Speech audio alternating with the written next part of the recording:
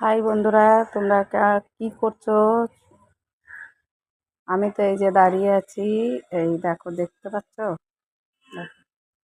ব্যালকনিতে দাঁড়িয়ে দেখছি কে কোথায় যাচ্ছে না যাচ্ছে সব দেখছি আমি। আর এই যে গাছটায় দেখো, আম দেখিয়েছিলাম আগের বছর, কিন্তু এই বছরে একটা আমও হয়নি গাছে। দেখো,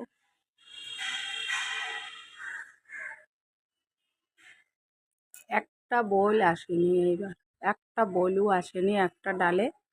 এই গাছটার মধ্যে এক বছর আম হয়, এক বছর হয় না, জানো তো।